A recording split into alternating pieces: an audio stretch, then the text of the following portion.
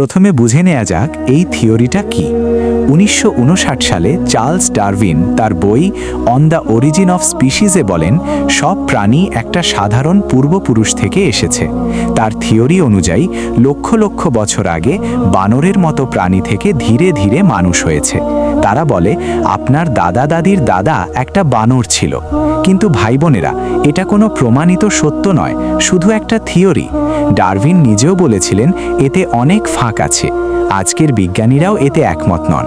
উদাহরণস্বরূপ ক্যাম্ব্রিয়ান বিস্ফোরণ, হঠাৎ সব প্রজাতি দেখা দিয়েছে, কোনো ধীর ইভলিউশন নেই। এবার প্রশ্ন, মানুষ থেকে বানর হয়ে গেল কেন? না, উল্টো বলা হয় বানর থেকে মানুষ। কিন্তু আজও বানর আছে, মানুষও আছে। কেন একজন বানর আর মানুষ হলো না? এটা লজিক্যালি ভুল।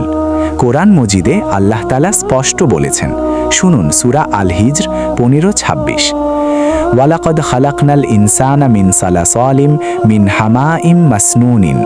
অর্থ, আমি অবশ্যই মানুষকে সৃষ্টি করেছি শুষ্ক কাদামাটি থেকে, যা গন্ধময় দোয়ার থেকে রূপান্তরিত। আবার সূরা আর রহমান 55-14, খুলিকা মিন তিনিন কাল ফাখারির। অর্থ, তাকে সৃষ্টি করা হয়েছে পোড়া মাটির মতো কাদামাটি থেকে।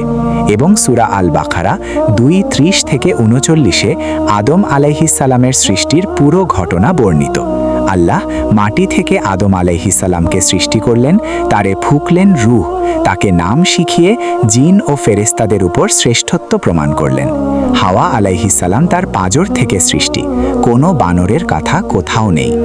হাদিসে রাসূল সাল্লাল্লাহু আলাইহি ওয়াসাল্লাম বলেন, বুখারী মুসলিম, আল্লাহ আদমকে তার নিজের হাতে সৃষ্টি করেছেন, তার ছবিতে। এটা সরাসরি সৃষ্টি, কোনো ইভলিউশন নয়। এবার বিজ্ঞানের আলোকে দেখি। প্রথমত, ফসিলের অভাব। ডারউইন বলেছিলেন লক্ষ লক্ষ ট্রানজিশনাল ফসিল পাওয়া যাবে, কিন্তু 160 বছর পরও নেই। নেয়ান্ডারথাল মানুষই ছিল, বানর নয়। দ্বিতীয়ত, ডিএনএ। মানুষের ডিএনএ বানরের থেকে 96% মিল থাকলেও বাকি 4% হাজার হাজার পার্থক্য। এটা সাধারণ পূর্বপুরুষ প্রমাণ করে না, আল্লাহর সৃষ্টির সৌন্দর্য দেখায়। তৃতীয়ত, জটিল অঙ্গ। চোখ, মস্তিষ্ক কিভাবে ধীরে ধীরে তৈরি হলো? অসম্ভব। বিজ্ঞানী মাইকেল বেহি তার বই ডারউইনস ব্ল্যাক বক্সে বলেন, এগুলো ইরিডিউসিবল কমপ্লেক্সিটি, অসম্পূর্ণ অবস্থায় কাজ করে না। উদাহরণ, ব্যাকটেরিয়ার ফ্ল্যাজেলাম মোটর, একটা ছোট মোটর যা ইভলিউশন দিয়ে হওয়া অসম্ভব। এছাড়া থার্মোডাইনামিক্সের দ্বিতীয় সূত্র বলে জটিলতা কমে, বাড়ে না। বিশ্বের অনেক বিজ্ঞানী যেমন ডক্টর রিচার্ড টাইমিন ইভলিউশনকে প্রত্যাখ্যান করেছেন। কেন এই থিওরি ছড়ানো হচ্ছে? কারণ এটা ইসলামের বিরুদ্ধে একটা হাতিয়ার।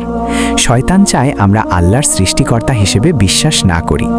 কুরআনে সূরা আন-নাহাল 16:8, তাদের কি সৃষ্টি সম্পর্কে কোনো সন্দেহ আছে, নাকি তারা হলেন স্রষ্টা?